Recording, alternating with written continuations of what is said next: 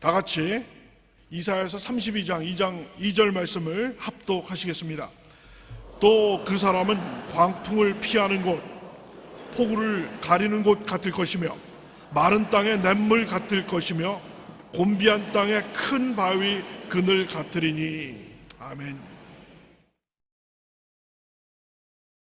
이 세상 어느 곳에 가도 사람들은 고난 속에 허덕이고 있습니다. 모두 다 인생에 절실하게 도움이 필요한 사람들입니다. 저는 어제 대만 대북에서 2번 집회를 했는데 대만 사람들도 많은 삶의 고통 가운데 방황하고 허덕이고 있는 것을 보고 마음이 안타깝고 괴로웠었습니다. 왜 인간은 이런 고통 속에 살아야 되는 것입니까? 원래 하나님이 여러분과 저를 지었을 때는 하나님의 형상과 모양대로 지었기 때문에 만유보다 아름답고 평안하고 위대하셨습니다. 그런데 인간이 하나님처럼 되기 위해서 하나님을 반역한 죄로 말미암아 땅은 저주를 받아 가시와 넣기를 내고 이마에 땀을 흘려 먹고 살게 되고 잉태하고 자녀를 생산하고 기르는 고생을 하게 되고 몸은 늙고 병들고 죽게 되고 처참한 흑암이 다가오게 된 것입니다. 인간은 죄와 죄책과 허물을 아무리 이기려 해도 이길 수가 없습니다. 인간의 삶은 궁극적으로 의미가 없습니다. 어디서 와서 왜 삶이 어디로 가는지 대답할 수가 없습니다. 빈손 들고 왔다가 빈손 들고 주고 흙으로 돌아가는 인간의 생각을 할 때 비참하기 짝이 없습니다. 우리 한국은 그래도 사람들 수가 작으니까 별로 느끼지 못하는데 인도에 가면 발에 먼지와 티끌처럼 차이는 것이 사람인 것입니다. 사람 얼마나 많은지 다시 가고 싶지 않아요.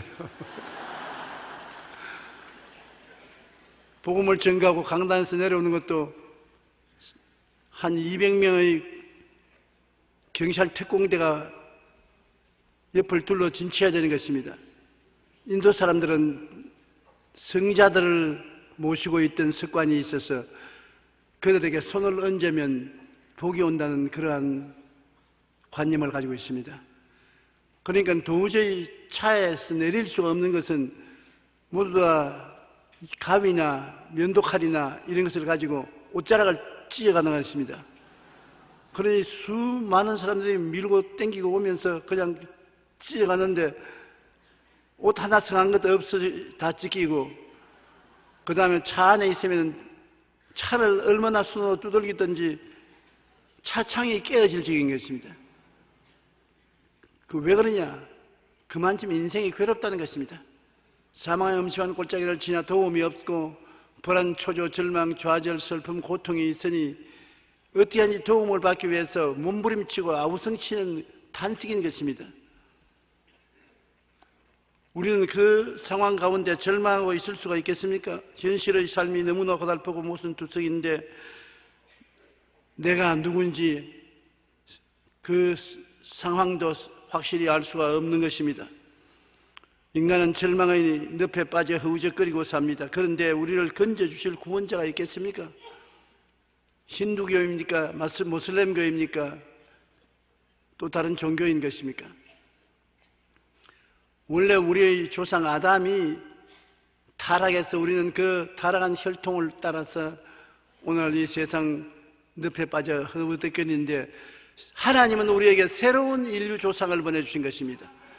예수님은 우리의 모습과 형상을 가져오셨지만은 아버지 없이 동정녀 마리아를 통해서 성령으로 태어났기 때문에 아담과 같은 DNA를 가지고 있지 않습니다. 예수님은 새로운 인류 조상인 것입니다. 죄 짓지 아니하고 마귀의 지배하에 있지 아니하고 하나님을 반역하지 아니하는 절대 믿음, 절대 순종하시는 새로운 인류의 조상으로서 태어나셔서 이 땅에 오셔서 옛 조상 아담의 자손들의 죄를 대신 짊어지고 십자가에서 몸짓고 피 흘려 청산하시고 우리는 예수 그리스도 안에서 새로운 인류로 중생시키는 것이 주님의 목적인 것입니다. 우리에게 새로운 종교를 주는 것이 목적이 아닌 것입니다. 철학이나 의식을 주는 것이 아니라 예수님 안에서 새로운 인생을 만드는 것입니다. 누구든지 그리스도 안에 있으면 새로운 피조물이라 이전 것은 지나가시니 보라 새 것이 되었다고 새 것을 만들기 위해서 주님께서 오신 것입니다. 하나님의 아들 예수님이 육신을 입고 세상에 태어나서 우리에게 구원과 생명의 기쁜 소식을 주신 것이 크리스마스요. 오늘 읽은 이 성경 말씀도 놀라운 기쁜 소식을 말씀하고 있는 것입니다. 그는 누구냐? 그가 이 세상에 오시기 600년 전에 이세하는 그는 광풍을 피하는 것, 폭우를 가려우는 것, 마른 땅에 냇물 같고 곤비한 땅에 바위 그늘 같다. 그 아름다운 형용어를 들을 때 마음에 감동이 되는 것입니다. 그는 광풍을 피하는 것이다. 이사야 53장 11절 14절에 너 공고하며 광풍에 요동하여 안위를 받지 못한 자여 보라 내가 화려한 채색으로 내 돌 사이에 더하며 청옥으로 내 기초를 쌓으며 홍보석으로 내 성벽을 지으며 성유석으로 내 성문을 만들고 내 지경을 다 보석으로 꾸밀 것이며 내 모든 자녀는 야훼의 교훈을 받을 것이니 내 자녀에게는 큰 평안이 있을 것이며 너는 공의로 설 것이며 학대가 내게서 멀어질 것인즉 내가 두려워하지 아니할 것이며 공포도 내게 가까이 하지 못할 것이라. 주님이 오시면 우리를 광풍을 피하는 곳이 되고 주님께 피하면 오늘 여기 말한 대로 정말 영혼이 잘됨같이 범사에 잘되며 강건하고 생명을 얻되 넘치게 얻는 은총이 임하여지겠다고 말씀하는 것입니다. 주님은 우리를 죄악의 광풍에서 피하게 만들어주는 것입니다. 죄악의 광풍이 불어서 그 휩쓸려가면 우리는 노연할 수가 없는 것입니다. 이사야 53장 5절에 그가 찔리면 우리 허물 때문이요 그가 상하면 우리의 죄악 때문이라. 예수님께서 찔리고 상한 것은 우리의 죄와 허물을 대신 짊어지기 위해서 찔리고 상해서 여러분과 나에게 피할 곳이 되어주신 것입니다. 미가서 7장 18절로 19절에 보면 주와 같은 신이 어디 있으리까 주께서는 죄악과 그 기업에 남은 자의 허물을 사유하시며 인애를 기뻐하심으로 진노를 오래 품지 아니하시나이다. 다시 우리를 불쌍히 여기셔서 우리의 죄악을 발로 밟으시고 우리의 모든 죄를 깊은 바다에 던지시리이다. 죄를 짓지 않은 의인은 하나도 없지 않습니까? 사람들은 말하기를 내가 무슨 죄를 지었냐 하는데 하나님의 계명을 우리 거울처럼 갖다 놓으면 죄가 다 드러나는 것입니다. 우리가 아침에 세수하고 난 다음에 얼굴을 보면 얼굴이 밝고 깨끗하지만은 자다가 일어나서 눈곱이 붙어있고 얼굴이 찌그러지고 손을 못 보고 머리카락이 흩어진 채로 거울을 이렇게 들여다보면 다시 보기 싫습니다. 하나님의 율법 거울을 우리가 들여다보면 그보다 더 비참한 것이 우리의 모습인 것입니다. 내 앞에 다른 신을 두지 말라, 우상에 절하지 말라, 하나님의 이름을 망령되이 부르지 말라, 안식일을 거룩히 지켜라. 하나 온전하게 지킨 것이 없습니다. 내 부모를 공경하라, 살인하지 말라, 간음하지 말라, 도둑질하지 말라, 내 이웃을 거짓 증거하지 말라, 내 이웃을 탐하지 말라. 단순한 몇 가지만 우리가 봐도 우리가 잘 살지 못하고 있다는 것을 드러내주고 있는 것입니다.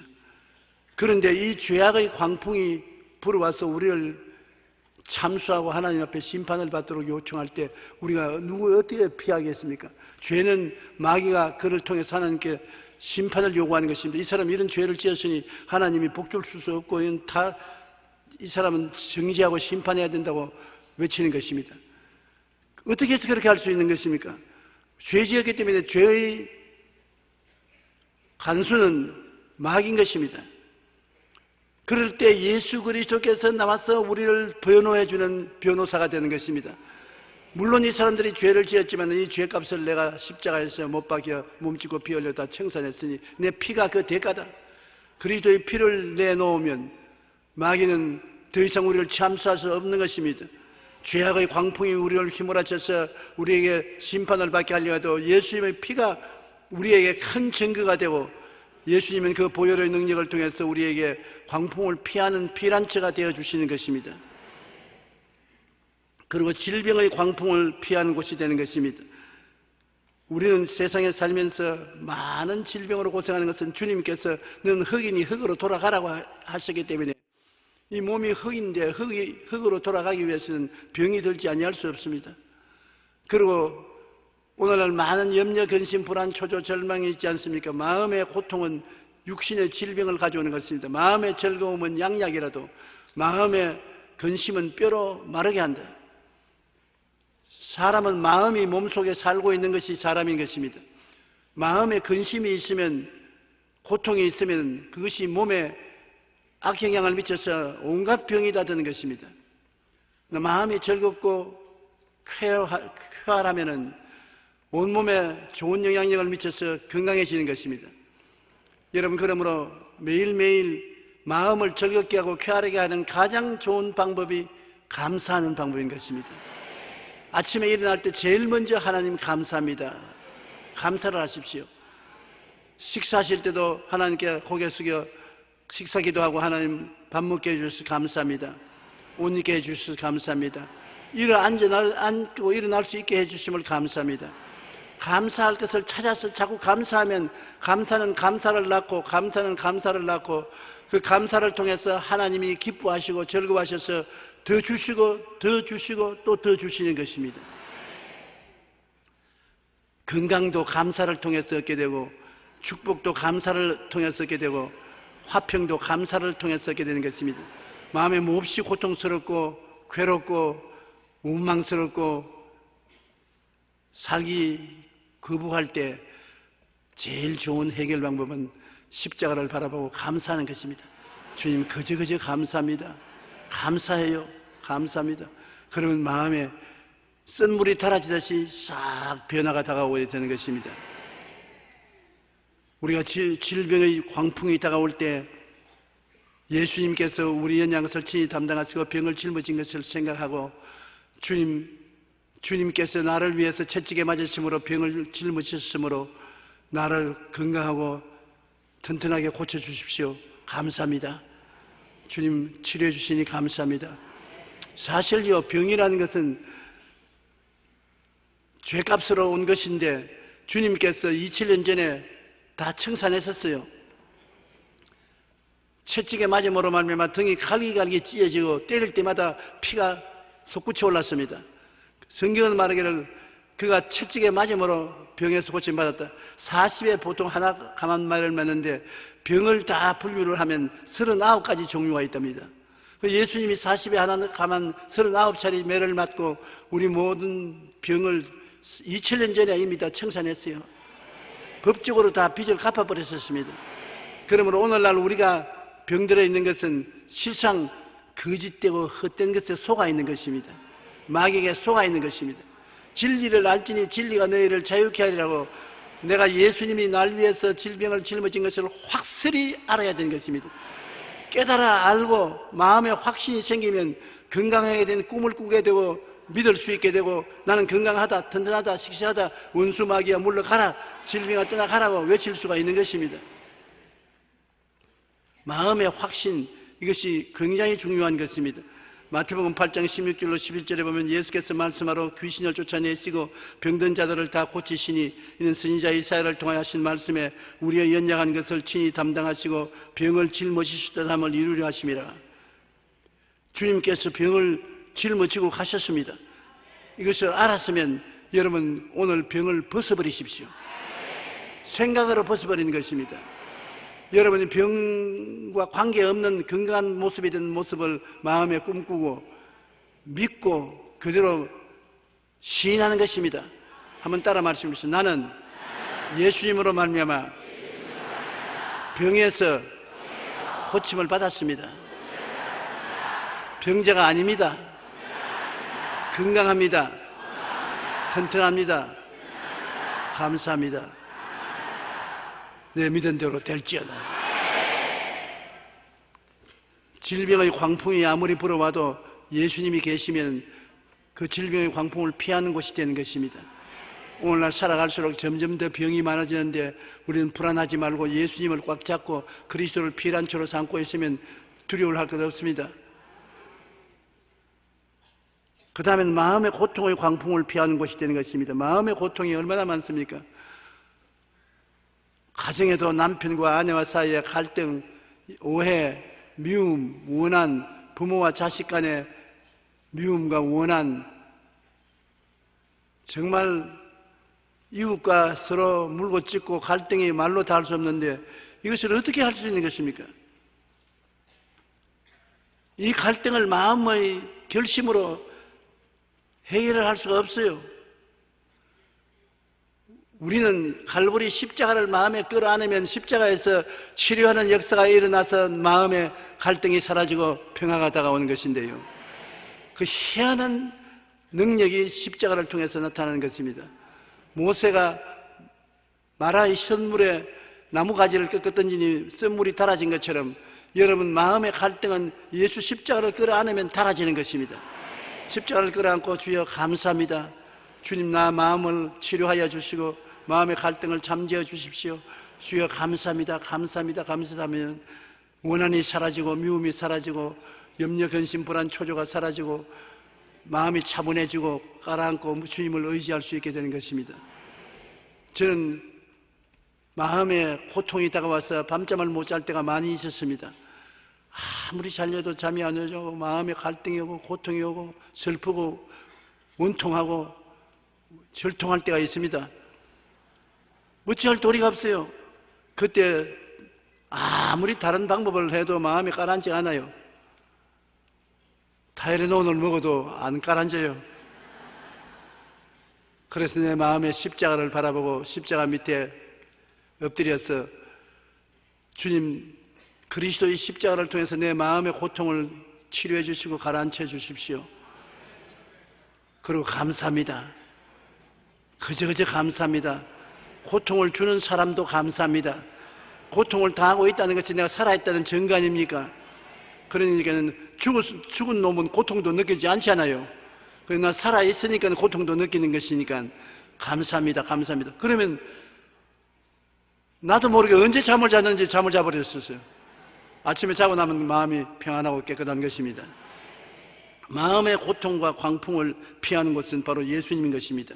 잠언서 1장 27절에 너희의 두려움이 광풍같이 임하겠고 너희의 재앙이 폭풍같이 이르겠고 너희의 근심과 슬픔이 임할 것이라고 했는 것입니다. 그럼 어떻게 합니까? 예수님께서 말씀하기를 너희로 내 안에서 평안을 누리게 하리 함이라. 세상에서 너희가 환난을 당하나 담대하라. 내가 세상을 이겼노라. 예수님이 우리를 대신해서 세상을 이기고 평안을 만들어 놓았으니 예수님께서는 마음의 고통의 광풍을 피하는 곳이 되는 것입니다. 예수님을 찾아와야 되는 것입니다. 그러므로 예수님이 어디에 계십니까? 여러분 우리 교회에 예수님이 와 기다리고 계시지 않습니까?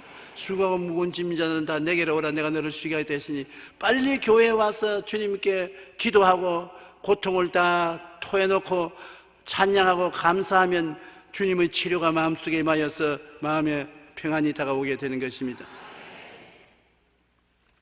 그리고 삶의 시련의 광풍을 피하는 것이 되는 것입니다. 삶의 시련, 사업이 안 됩니다. 빚더미에 올라앉았습니다. 집이 경매에 처하게 됩니다. 애들에게 먹을 것을 사줄 돈이 없습니다. 삶의 광풍인 것입니다. 이렇게 해서 살아서 무슨 소용이 있겠는가 그런 생각이 날 지경인 것입니다.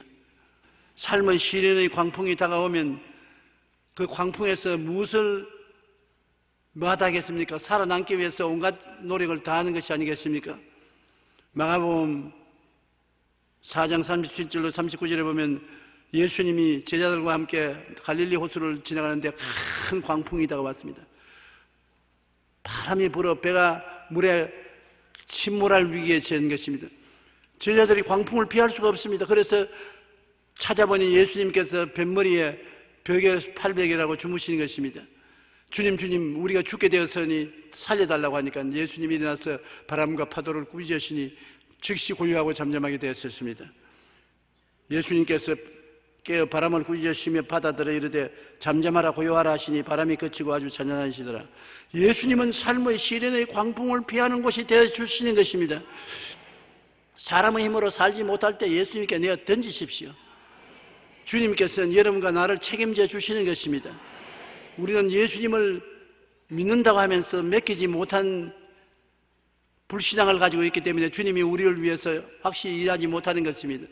완전히 맡겨버리십시오. 환난이나 공고나 적신이나 위험이나 기근이나 죽음이나 칼이랴 이 모든 일에 우리를 사랑하시는 이를 말미암아 우리가 넉넉히 이긴다고.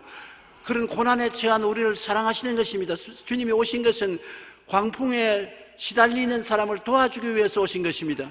그러므로 주님은 광풍에 시달리는 사람이 있어야 실력을 발휘할 수 있는 것입니다.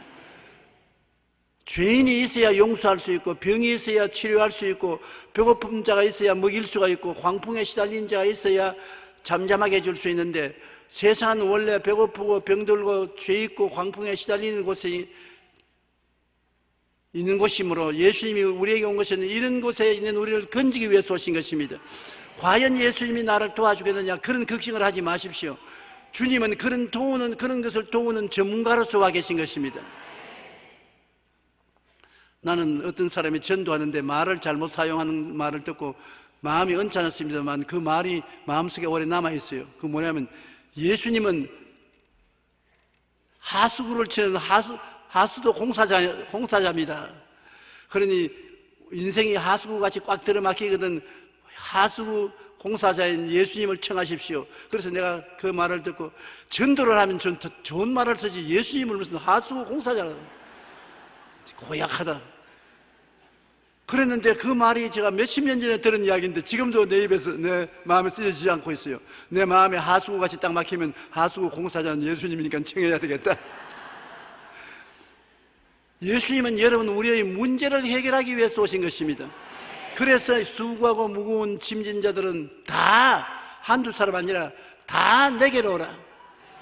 그러므로 여러분의 수고하고 무거운 짐을 주님은 청산하기를 원하시는 것입니다. 전문가입니다. 반드시 오시는 것입니다. 여러분이 회개하고 주님께 구하면 주님은 여러분을 버리지 않고 찾아오시는 것입니다. 큰 광풍을 잠잠케 하신 예수님은 여러분의 인생의 크고 작은 광풍을 잠잠케 하고 피하게 하는 피난처가 되는 것이고, 주님은 최후의 죽음의 광풍을 피하는 곳이 되는 것입니다. 누구든지 죽어요. 어떤 사람이 어제 비행기 안에서 저를 보고 이런 말 합니다.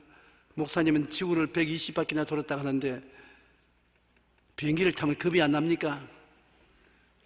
어제 눈이 많이 하고 기상이 나빠서 비행기가 굉장히 요동을 하고 꼭 떨어질 것 같이 진동을 하니까 그분이 상당히 겁이 난가 봐요. 자꾸 날만 쳐다보잖아요.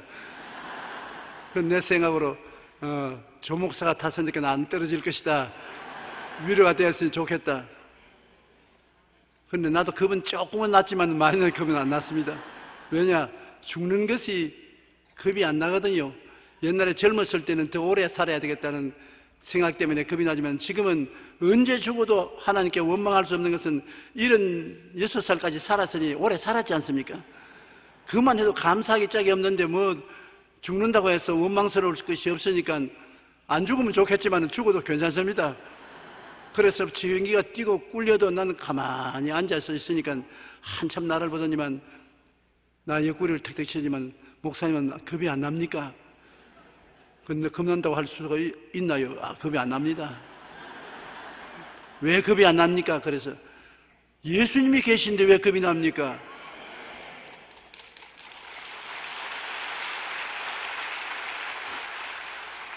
살면 전도요, 죽으면 천당이고, 우리가 그 은혜로 인하여 믿음으로 말미암아 이미 구원받아 놓고 그리스도 안에서 하늘 보좌에 앉아 있는 것이니 두려워하지 마십시오. 내 손 꼭 잡으십시오. 나는 예수님 손 꼭 잡고 있으니까. 격려를 해주니까 아유 마음이 편안합니다. 그렇게 말하더라고요. 어려울 때 같은 친구가 있어 붙들어주면 굉장히 도움이 되는 것입니다. 로마서 7장 24절에 오라 나는 공고한 사람이로다 이 사망의 몸에서 누가 나를 건져내랴. 사망이 우리에게 항상 다가오는 것이니까 누가 건져주겠습니까? 죽었다가 부활한 사람 이외에는 건져줄 수 없어요. 예수님 이외에는 우리를 건져줄 수 없습니다. 고린도전서 15장 54절로 55절에 이 썩을 것이 썩지 아니함을 입고 이 죽을 것이 죽지 아니함을 입을 때에는 사망을 삼키고 이기리라 기록된 말씀이 이루어지리라. 사망아 너희 승리가 어디 있느냐? 사망아 내가 쏘는 것이 어디 있느냐? 사망이 다가오면 사망을 잡아먹는 예수님이 계셔요. 예수님이 사망을 잡아먹어버린 것입니다. 저는 아프리카에 가서 들은 이야기인데 굉장히 큰 뱀이 있어요. 아주 토끼라도 삼킬 수 있는 뱀인데 그 뱀을 잡아먹는 몸통이 조그마한 오소리 같은 것이 있어요. 그 뱀에게 달라들어서 그 큰 뱀이 반항을 한데도 불구하고 그 뱀을 잡아먹는 것을 보고 놀랐습니다. 그런데 그 큰 뱀이 그 오소리만 보면 겁을 내서 절절 매요. 사망이 우리 보고는 잡아먹으려고 달라들어도 절절 매는 것이 바로 예수님 앞에서 절절 매는 것입니다. 사망아 너희 쏘는 것이 어디 있느냐? 사망아 너희 이기는 것이 어디 있느냐?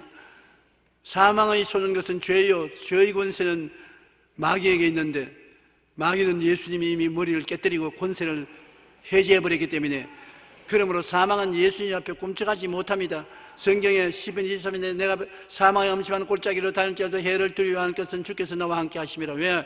사망의 엄심한 골짜기에 주님과 같이 있으면 사망이 오면 예수님이 사망을 삼켜버리기 때문에 그리스도 안에서는 생명밖에 없는 것입니다. 내가 온 것은 양으로 생명을 얻게 하되 풍성히 얻게 하려 왔노라. 도적이 오는 것이 도적질하고 죽이고 멸망시키지 예수님은 생명의 주인 것이기 때문에 예수님을 꼭 기억 안 하면 죽음의 광풍을 피하는 피난처가 되어 주시기 때문에 두려워할 것 없는 것입니다. 여러분, 우리 이 썩을 몸이 주님 오시는 그날에는 썩지 아니할 몸이 될 것이고 이 죽을 몸이 죽지 아니할 몸이 될 것이고 이 사망을 주님 삼키 뿌리고 우리에게 영원한 승리와 생명을 주실 것이니 두려워하지 마십시오. 우리는 주님 앞에서 아주 날씬하고 아름다운 심신을 가지고 주님을 맞이할 수 있게 될 것이겠습니다. 우리를 지으시고 보살펴 주시는 하나님께서는 졸지도 아니하시고 주무시도 아니하시고 우리를 지켜주시는 것입니다. 이 사실을 여러분 알고 어떠한 일에도 평안한 마음을 가지고 살아야 되는 것입니다. 둘째로 예수님은 폭우를 가리우는 곳이라고 말하는 것입니다. 폭우가 하늘에서 쏟아지면 누가 우리를 가려주는 것입니까? 노아 홍수 때 죄를 지은 그때 당시 사람들을 40일 동안 비가 쏟아지니까 지구가 물에 다 덮여서 다 죽고 노아와 그 8식구밖에 못 살았던 것입니다.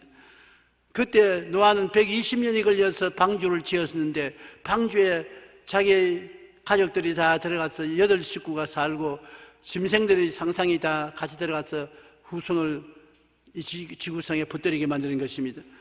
폭우를 가리우는 것이 되는 것은 바로 방주인데 오늘날 예수님께서는 우리에게 방주가 되어 주시는 것입니다. 슬픔과 환난의 시련의 방주가 되어 주는 것입니다.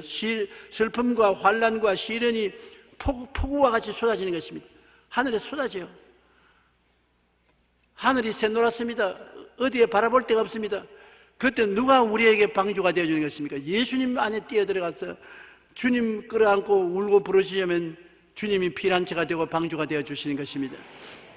오늘 내가 우리 순복음 신문에 보니까 신장 신우염이 걸려서 한쪽 신장을 떼내고 다른 신장에 또 암이 걸려서 좌절하고 절망하게 되어서 어디를 갔습니까? 처자실 금식 기도원에 가서 사흘 동안 금식 기도하고 난 다음에 병원에 와보니까 암이 온데가 데 없어졌더라고.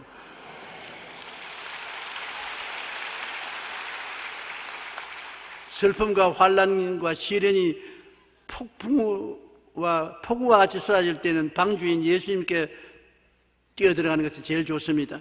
시편 62편 5절로 6절에 나의 영혼이 잠잠히 하나님만 바라며 물론 나의 소망이 그로부터 나는도다. 오직 그만이 나의 반석이시여 나의 구원이시여 나의 요새시니 내가 흔들리지 아니하리로다. 나의 구원과 영광이 하나님께 있으며 내 힘의 반석과 피난처도 하나님께 있도다. 백성들아 시시로 그를 의지하고 그의 앞에 마음을 토하라. 하나님은 우리의 피난처시로다. 따라 말씀해 주십시오. 주님만이 나의 반석이시여 나의 구원이시여 나의 요새시여 그러므로 나는 흔들리지 아니할 것이다. 농담이 아닙니다. 주님이 진짜로 여러분에게 이와 같이 반석이 되시고 요새가 되어주시고 구원이 되어주시는 것입니다. 그렇기 때문에 로마서 8장 35절의 말씀대로 누가 그리스도의 사랑에서 우리를 끊으리요? 환난이나 공고나 박해나 기근이나 적신이나 위험이나 칼이랴 이 모든 일에 우리를 사랑하는 이로 말미암아 우리가 넉넉히 이기나니라. 예수님과 우리를 끊어놓을 힘이 없습니다. 여러분 잘났어 여러분 예수님이 사랑하시 아니라 예수님이 여러분을 사랑하고 싶어서 사랑하는 것입니다. 우리가 다른 사랑하고 예수님과 우리 사랑하고 틀리는 것은, 다른 사랑은 여러분 우리가 자격이 있고 인물이 잘나거나 머리가 좋거나 날씬하거나 사람이 좋아서 사랑받을 수 있는 자격이 있다고 생각하는지 모르겠지만, 우리 예수님이 우리를 사랑하는 것은 우리 자격을 보지 않고 예수님이 사랑하고 싶어서 우리를 사랑하시는 것입니다. 그러므로 여러분 얼굴 거울에 쳐다보고 단장할 필요 없습니다. 옷을 깨끗이 입어야 예수님이 사랑한다고 생각하면 오해인 것입니다. 예수님은 여러분을 사랑하고 싶어서 못 견디는 것입니다. 여러분 보면 좋아서 손바닥을 치시는 것입니다. 여러분은 얼마나 좋아하기 때문에 여러분 죄를 다 대신 짊어지고 십자가에 못 박여 몸지고 피 흘리겠습니까? 한번 따라 말씀해. 예수님은 나를 엄청나게 사랑하십니다. 그러므로 걱정할 것 없어요.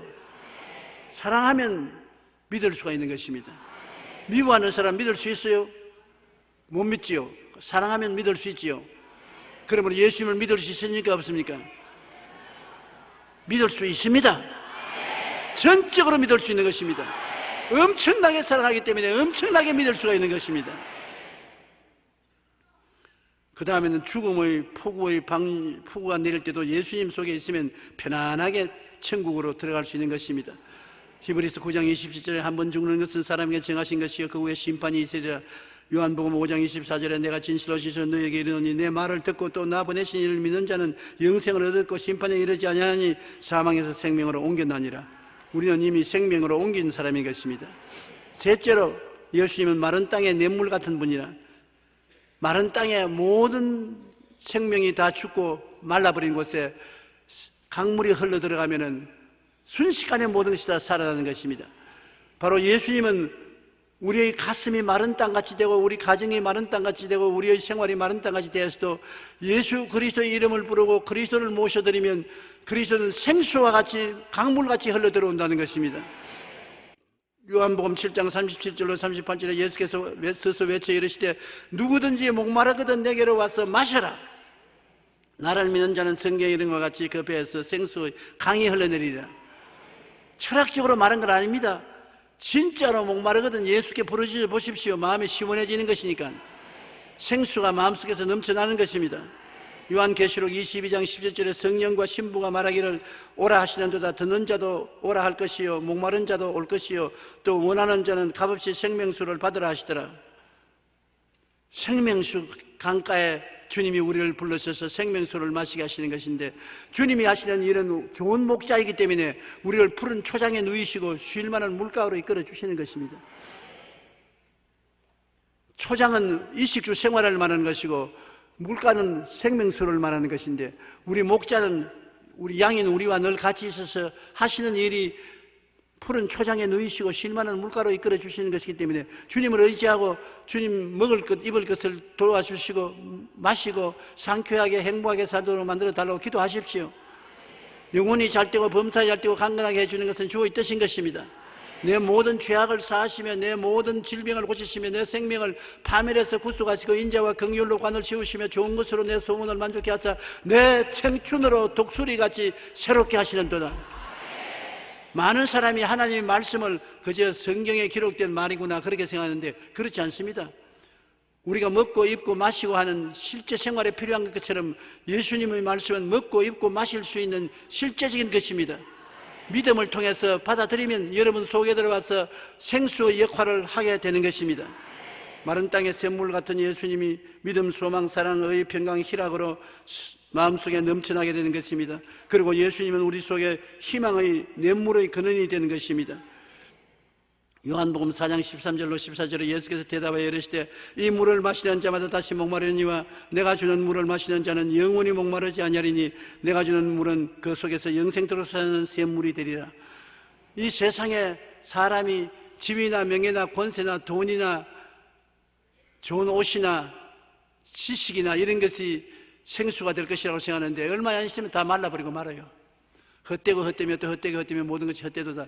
여러분에게 생수의 근원이 되는 것은 예수님밖에 없습니다. 예수님은 세월이 흘러갈수록 여러분에게 생명의 원천이 되고 좋은 희망의 근원이 되는 것입니다. 저는 요사이 생각해 보면 제가 17살에 예수 믿었는데 그때는 무엇으로 믿었는지 모르겠어요. 내가 유일하게 폐병 나으려고 믿었지 그 외에는 예수가 필요 없다고 생각했었습니다. 그러나 요사이는 주 예수보다도 귀한 분은 없네. 요사이는 폐병이 걸려서 안 나아도 예수님 없으면 못 살아요. 예수님이 제일 좋다고요. 예수님이 마음의 믿음, 소망, 사랑, 의, 평강, 희락이 되시고 답답할 때 뛰어들어가서 부르짖으면 내 마음의 소망이 되시고 꿈이 되시고 이보다 좋은 분이 어디 있습니까? 그리고 나를 좋아해 주시는데요, 나를 미워하는 사람들도 꽤 많은데 보통 미워하지 않는 사람들이 있는 줄 내가 압니다. 그러나 나는 안 미워해요. 왜냐하면 예수님이 나를 사랑하는데 내가 왜 남을 미워해야 되겠어요? 인간적으로는 미워해보고 싶은 생각이 나지만은 예수님이 나를 이렇게 사랑해 주시는데 내가 무슨 자격으로 남을 미워할 수 있겠냐? 그래서 남을 미워할 수가 없는 것입니다. 예수님은 여러분을 무조건하고 사랑해 주심으로 사랑받고 있는 여러분이 된 것을 생각할 때 마음속에 소망이 넘쳐나지 아니할 수가 없는 것입니다. 하나님께서 성령으로 우리 눈을 밝혀줘야 예수님 안에 있는 사랑을 깨닫고 소망이 넘쳐나는 것입니다. 예수님은 우리의 행복과 번영의 시냇물이 되어 주시는 것입니다. 예수님 안에는 주님께서 행복을 갖다 주는 것입니다. 왜냐하면 하나님은 우리의 목자가 되시면 우리를 푸른 초장과 쉴만한 물가로 인도해 주어서 우리 영혼을 소생시킨다. 영혼을 소생시킨다는 것은 우리 마음을 기쁘고 행복하게 만들어 준다는 것입니다. 주님은 우리를 새롭게 만들어 주어서 기쁘고 행복하게 만들어 주는 것입니다. 사람이 세상에 살면서 기쁘고 행복해야지, 기쁘고 행복하지 않으면 소용이 없어요. 여러분, 인조꽃하고 실제 꽃하고 뭐가 다릅니까? 인조꽃도 실제 꽃까지 만들지만 향기가 없어요. 벌나비가 날아오지 않습니다. 향기가 없어요. 진짜 꽃은 향기가 나는 것입니다. 세상의 부귀영화 공명은 아무리 아름다운 꽃 같지만 향기가 없습니다. 향기가 뭡니까? 행복입니다. 행복의 향기가 없어요. 그런데 예수님은 행복의 향기가 마음속에 나는 것입니다. 그리스도는 진짜 꽃이기 때문에 마음속에 무엇이 들으면 행복의 향기가 나는 것입니다. 우리 주님께서는 여러분과 내가 이 세상에 광야를 지나서 천당 올라갈 때까지 쓴 물을 당하면 십자가를 통해서 마라의 쓴 물을 달게 만들듯이 마음에 물이 달아지게 만들어 주시고, 병들면은 주님 고쳐서 건강하게 해 주시옵시고, 여러분 엘림에 있을 곳을 주라는 것입니다. 여러분, 우리의 엘림은 뭡니까? 엘림에는 물샘 12과 종려 70주가 있는 오아시스인 것입니다. 오아시스에 장막을 친 것처럼 우리의 오아시스는 어디냐? 칼보리 십자가 밑이 우리의 오아시스인 것입니다. 여러분의 마음속에 여러분이 살 곳은 십자가 밑이라는 것을 알아야 되는 것입니다. 몸은 대한민국 서울에 있지만은 마음은 십자가 밑에 있다는 것을 늘 생각하고 바라보고 믿고 입으로 시인하십시오. 십자가 밑에 나아가 내 짐을 풀어놓고 쓰는 것인데, 십자가 밑에서는 용서가 있고 평안이 있고 의가 있고 거룩함이 있고 치료가 있고 건강이 있고 축복이 있고 행복이 있고 영생 복락이 있는 것입니다. 주님이 다 예배해 놓은 것입니다. 주님께서 십자가 밑에 우리의 엘림을 예배해 놓았기 때문에 여러분, 세상을 떠나서 십자가 밑에 늘 사는 생각을 하고 꿈을 꾸고 믿고 입술로 고백하면 십자가 밑에 하나님의 기적이 여러분 속에 태어나게 되는 것입니다. 행복과 번영의 냇물이 바로 십자가 밑에 있다는 것을 잊지 말아야 되는 것입니다. 마지막으로 곤비한 땅에 큰 바위 그늘 같은 분이 예수님이라고 말하셨습니다. 우리는 저주받고 메마른 사막의 큰 땅에서 살고 있는데 여기에 우리의 저주를 피하게 해주는 바위가 있습니다. 예수님이 큰 바위 그늘이 되어서 저주의 사막바람이 불어와도 까딱없이 피하고 살아갈 수가 있게 되는 것입니다. 시편 71편 3절에 주는 내가 항상 피하여 숨을 바위가 되소서. 주께서 나를 구원하라 명령하셨으니 이는 주께서 나의 반석이시여 나의 요새이심이라고 말한 것입니다. 인간 삶의 고통에서 쉼을 주는 바위 그늘이 되어 주십니다. 수고하고 무거운 짐진 자는 다 내게로 오라. 내가 너희를 쉬게 하려는 것은 어떠한 시련이 다가와도 그 풍파를 면해 줄 수 있는 피난처가 되어 주시기 때문인 것입니다. 여러분, 우리가 고속도로를 달려가다가 피곤하면 휴게소에 가서 잠시 쉬다 가지 않습니까? 인생을 교회 주일날마다 와서 예배드리라는 것은 하나님이 여러분에게 휴식을 주심으로 말미암아 마음에 큰 힘과 용기를 가지고 인생을 살게 만들어주는 것입니다. 이사야 40장 28절로 31절 우리 다 같이 한번 읽어보십시다. 너는 알지 못하였느냐? 듣지 못하였느냐? 영원하신 하나님 야훼 땅끝까지 창조하신 이는 피곤하지 아니하시며 곤비하지 아니하시며 명철이 한이 없으시며 피곤한 자에게는 능력을 주시며 무능한 자에게는 힘을 더하시나니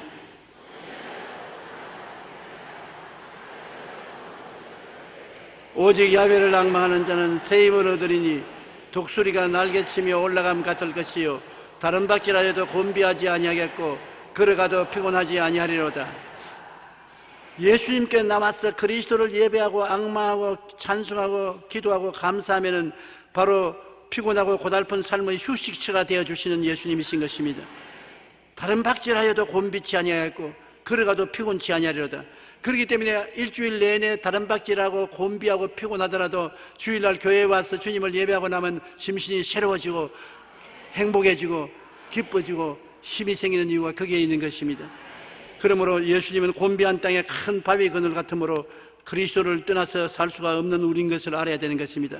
한번 따라 말씀하십시오. 그 사람은 광풍을 피하는 곳, 폭우를 가리우는 곳 같을 것이며 마른 땅의 냇물 같을 것이며 곤비한 땅의 큰 바위 그늘 같으리라. 바로 그분이 여러분의 예수님인 것입니다. 바로 그분이 수고하고 무거운 짐진 자들은 내게로 오라고 청하는 그분인 것입니다.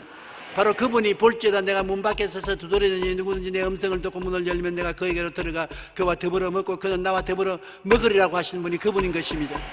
우리 예수님이 있으면 모든 것 다 가진 것입니다. 이 보배를 질그레서 가지고 있는 것입니다. 그러므로 사방으로 우겨삼을 당해도 쌓이지 않습니다. 답답한 일을 당해도 낙심하지 않습니다. 핍박을 받아도 버림받지 않습니다. 거꾸로 뜨림을 당해도 망하지 않습니다. 예수님이 같이 계시기 때문인 것입니다.